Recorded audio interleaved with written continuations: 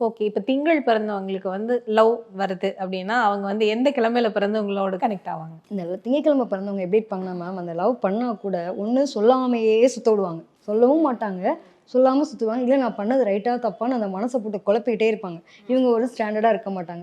இப்ப இவங்கள ஸ்டாண்டர்டா இருக்கும்போது, இப்ப நான் நீங்க என் கூட பேசுறீங்க. இப்ப உங்க மனசுல என்ன இருக்குன்னு நான் வந்து உங்கள பத்தி ப்ரெடிக்ஷன் எடுக்கிறேன். இப்போ உங்களுடைய மனசுல ஒரு ஓராயிரம் எண்ணம் ஓடுது. நீங்க என்ன பண்றீங்க? இது பண்ணலாமா? வேணாமா? நீங்களே குழப்பத்துல இருக்கும்போது, என்னால எப்படி நான் குடுக்க முடியும்?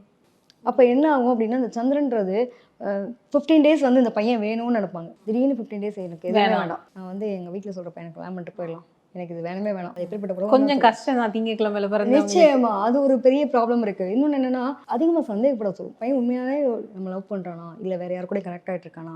நம்ம யோசிக்கிறது ரைட்டா, தப்பா? அப்படின்ற அந்த ஒரு மனக்குழப்பத்திலே என்ன பண்ணுது, சந்தேக புத்தியும் நெறைய குடுக்குறது பார்த்தீங்க அப்படின்னா, இந்த திங்கட்கிழமை பிறந்தவங்களுக்கு எல்லாத்தையும் ஒரு பேர் வேற தூக்கி பார்க்குறது. என்ன இது கரெக்ட்டா தான் இருக்கா? இல்லையான்ற ஒரு செடி வாங்குனா கூட சரி. இதுல எதுவும் கெமிக்கல் போட்டுருக்கானான்னு பார்க்குற மாரி தான் ஒரு லைஃப்பையும் தூக்கி பார்ப்பாங்க.